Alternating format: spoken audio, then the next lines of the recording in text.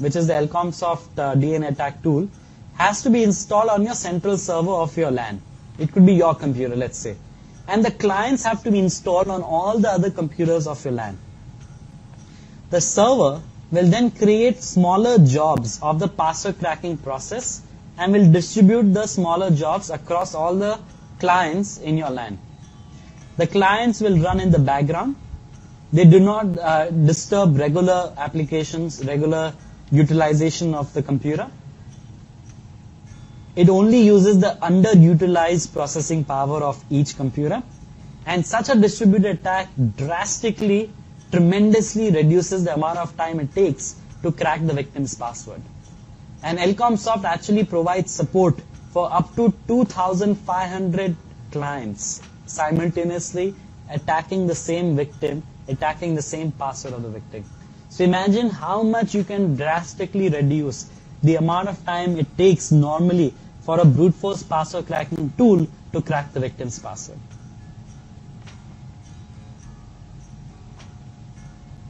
Now at this point of time, I'd like to kind of take you back to something that we had discussed a few lectures ago. If you remember this very small software called Metasploit, which actually allows you to do so many different things, it also allows you to execute brute force attacks. So Metasploit has a couple of auxiliary modules. You have the auxiliary /scanner /pop3/pop3_login and auxiliary /scanner /http/http_login. These are two auxiliary modules that Metasploit has. You can use the set rhost command to specify the victim's host name, and then you can use the exploit command to execute the brute force attacks against the POP3's port, that is port 110, and the HTTP port, which is port 80. Now, what could be the solution against brute force attacks? The most obvious solution is that if you enter 3-4 wrong passwords consecutively, then your account should be locked out, which is what used to happen many years ago. eBay.com implemented the account lockout feature. If somebody entered, say, 5 incorrect passwords or 3 incorrect passwords consecutively, then automatically that account will get locked, which is, you would imagine, a great security feature. But the problem with an account lockout strategy is that if I'm a criminal, you're the victim. I could actually wake up every single day early in the morning and I will just randomly enter 3 or 5 wrong passwords for your account. And your account will get locked out for 24 hours. So every single day if I do this, then you're permanently locked out from your account. So you can't lock out accounts. I mean, that's not a good solution, clearly. So what is a good solution? Nowadays, most web-based email service providers are not vulnerable to brute force attacks. So in other words, you cannot use brute force attacks to crack somebody else's Gmail password, Facebook password, Yahoo password, and so on. Why? Because after 3-4 wrong login attempts or incorrect password attempts, CAPTCHA gets displayed. So as you can see on the screen on the right hand side kind of center, CAPTCHA has been displayed. CAPTCHA is the perfect solution against brute force attacks.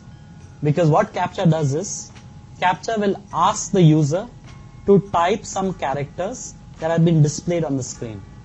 And only if you are able to successfully type those characters are you allowed to attempt to log in again. So if it's an automatic software like Brutus or THC Hydra or Medusa, then it is not going to be able to read the CAPTCHA text that humans can read. As a result, after 3 attempts or 5 wrong attempts, the brute force attack will stop. So it's a perfect solution against brute force attacks. And nowadays, most websites are using CAPTCHA. So what exactly is CAPTCHA? Why is it so useful? Why was it introduced? And is there a way to crack CAPTCHA? That's what I'd like to discuss now. The full form of CAPTCHA is actually pretty scientifically boring. It is completely automated public Turing test to tell computers and humans apart. That's a very boring definition, but that's actually the full form of CAPTCHA. It is commonly used by websites to differentiate or distinguish between human beings and automatic scripts or automatic software like brute force password cracking tools. CAPTCHA text is usually only possible to be read by human beings. So only human beings can read CAPTCHA, but automatic software cannot read CAPTCHA. CAPTCHA is commonly used to fight spam, to fight brute force password cracking attacks, and to restrict the rate of use of a service. Now, CAPTCHA actually became extremely popular when Google and Carnegie Mellon University in the US, they joined hands and they came out with something called reCAPTCHA. So what is reCAPTCHA and what is kind of very cool about it? So we will kind of talk about it very soon, but essentially I'm sure all of you have seen CAPTCHA systems like what have been displayed on the screen, where there will be some characters that may not be straight, it's kind of all curved, different colored backgrounds, so that OCR or screen reading software don't work and so on. Only human beings are supposed to be able to read CAPTCHA. Now reCAPTCHA is actually very interesting. reCAPTCHA is a project that was started by Carnegie Mellon University and later Google bought or took over that project. It is a free CAPTCHA service that helps digitize books, newspapers and radio shows. In other words, whenever you see CAPTCHA, whatever you are typing, not only are you passing the test, whether you are a brute force password cracking tool or whether you're a human being, you're actually helping Google and Carnegie Mellon University to digitize books, digitize newspapers and radio shows. Because they have thousands of books in, say, libraries across the world, and Google wanted to digitize all the books. So if you just use an OCR software, not all the words are accurately captured. So the ones that are not accurately captured, they are sent in the reCAPTCHA network, and human beings like you and me are working for free for Google, typing the reCAPTCHA characters and helping them digitize the books. Imagine. What a brilliant system, where you get people to work for you for free and people don't even realize that they're doing some work. To digitize reading material, pages are scanned and then converted into text using OCR, that is optical character recognition, which is not 100% accurate. To improve the digitization, reCAPTCHA takes all those words that cannot be read properly by computers and sends them to the reCAPTCHA network so that human beings can type and help them digitize the books. So that's what reCAPTCHA is. I'll just skip this slide. If you're interested to get more information about reCAPTCHA, you can always go to the Google website. Let me quickly give a demonstration of reCAPTCHA to all of you. I'm sure all of you have used reCAPTCHA before, but just as a quick demonstration, I'd like to show you what reCAPTCHA is.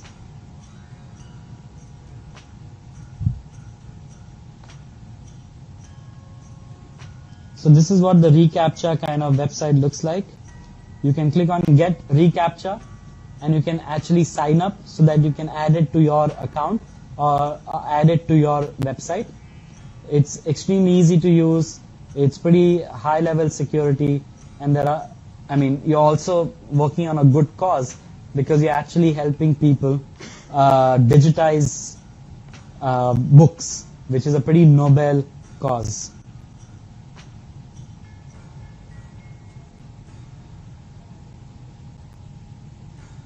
You have this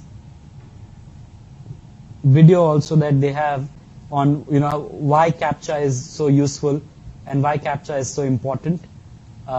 It's like an educational video that tells you how the entire system works and so on. So I won't play this video for you, but just to give you an idea of what CAPTCHA is all about.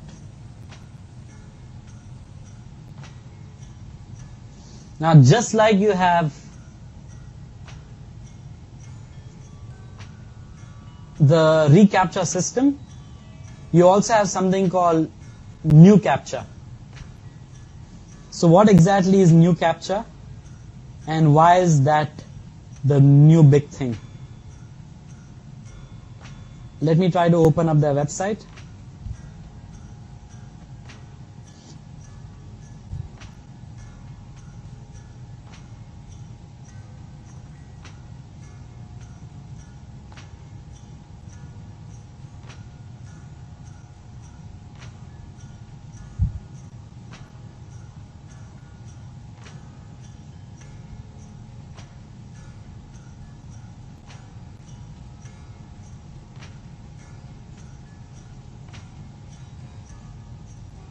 So if you look at the screen, they have a demonstration that you can kind of see on the new captcha system. You can move it around. You can add it to your website. There are also new captcha systems for mobile phones available, for iOS and Android as well. It's really fast and highly reliable, and it helps you prevent spam. So if you're a website developer, or if you've created an app, it is highly recommended that you use new captcha or reCAPTCHA to kind of prevent spam, prevent brute force attacks, and safeguard your users. So we've obviously seen how secure CAPTCHA is, but is it really possible to crack CAPTCHA? This is where a very interesting website called deathbycaptcha.com comes into the picture. Deathbycaptcha.com. Deathbycaptcha.com actually allows you to hire real human beings, who will actually type the CAPTCHA text for you, and they'll charge you 60 rupees or 70 rupees for every 1,000 solved CAPTCHAs. So there's no technical way of 100% accuracy cracking CAPTCHA. So the best way to crack CAPTCHA is to hire human beings who will actually work for you, who will read the text and type it for you. Along with deathbycaptcha.com, there's another very interesting website called bypasscaptcha.com. Bypasscaptcha.com. And then it kind of works the same way. And then there's another website called captchasniper.com. Captchasniper.com.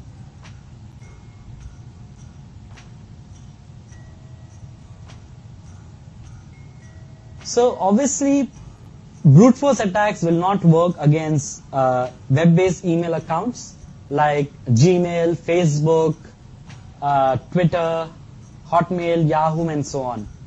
In fact, most of these web-based service providers or web-based email accounts like Gmail, Facebook, and so on, they have actually gone to the next level, where they have actually introduced something known as two-step authentication. In two-step authentication, what happens is, you have to download an app to your phone. And whenever you want to log into your Gmail account, the first stage of security is that you enter your username and password. And the second step is that you will be sent an SMS to your phone, or you open the app on your phone, and that generates a one-time password or a unique number that is constantly changing every few seconds. So only if I enter that number will I be allowed to log into my Gmail account. Which essentially means that even if, say you are the criminal, I am the victim, even if I give you my Gmail password, you will not be able to log into my Gmail account unless you steal my mobile phone from me physically. So two-step authentication is very secure, and it makes the job of a criminal who wants to hack into somebody else's Gmail account or Facebook account almost impossible. So I would highly encourage all of you to enable two-step authentication on your Gmail account. Just log into your account, go to the settings of your account, and enable two-step authentication. Similarly, on Facebook, you can actually download an app called Code Generator to your mobile phone. And whenever you try to log in from a new computer that you have not used before, you will have to enter the username and password, and then Facebook will SMS a one-time password to your mobile, or you open the code generator app on your mobile and you generate that one-time password or code, security code. Only if you enter that will you actually be allowed to log into your Facebook account. So with two-step authentication coming into the picture, it's almost, there's nothing known as 100% security, but it's almost become 100% secure. Unless, of course, physically your mobile phone gets hacked or somebody hacks into your computer, then of course they can gain access to your email and things like that. So if you are a web developer or if you are the IT administrator of a company, even you can actually enable two-step authentication for all your email accounts, for all the employees that you have, using a software or website called phonefactor.com. Phonefactor.com actually allows you to enable two-step authentication on any kind of account, a corporate account, email account, and so on. Now, while we are talking about passwords, before we wrap up the passwords lecture completely, I wanted to talk a little bit about password managers. A lot of people actually face a problem that they are not able to remember their passwords. So they email me asking me, oh, I don't remember my password. I have hundreds of accounts. Every account, I have to use a different password. I have to keep changing the password every 15 days. I have a tough time remembering the password to all my accounts. What do I do? So password managers is the solution. See, in the ideal scenario, you should not use password manager. You should try to remember them. But in case it just doesn't work, you just can't remember all your passwords, then password managers are not a bad option. And one of my favorite password manager is a software called KeepPassX. KeepPassX. So let me open up KeepPassX for all of you. I hope I have it on my computer. And I hope I remember the password to it, because I normally don't really use KeepPassX. But a lot of people ask me for advice on what they should be using. So I definitely recommend KeepPassX to everybody. So this is what the KeepPassX software looks like. Once you've opened it on your computer, you got to click on this new database button. The new database button. And it will ask you to choose a password, a master password. Right? A master password is a password to all your passwords. So I can choose any master password of my choice. And I click on OK. It will ask me to re-enter the master password. I click on OK again. And now it's created an account for me on this particular software. So now that I've created an account on this particular software, let's assume that I want to create a new password entry. So there is this button which says Add New Entry. Add New Entry. So I click on that button, and I will now be asked to enter a form where I can actually enter information about that password. So let's assume I'm entering my Facebook password. So I enter the title as Facebook. The username will be my username for my Facebook account. The URL will be obviously facebook.com. And then I enter my password.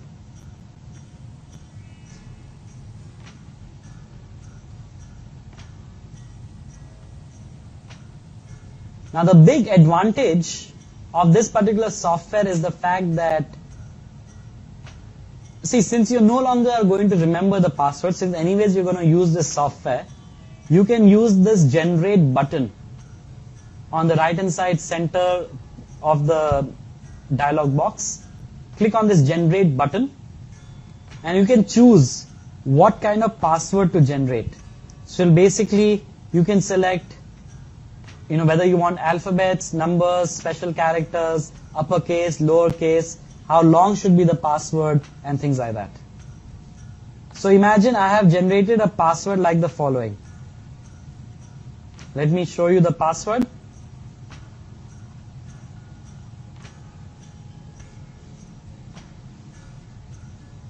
So how can you actually crack this password? It is so random. It has so many random characters, random combination, that number one, you will never be able to remember the password. But the good news is that even brute force password cracking tools will find it very difficult to crack such a password. So it may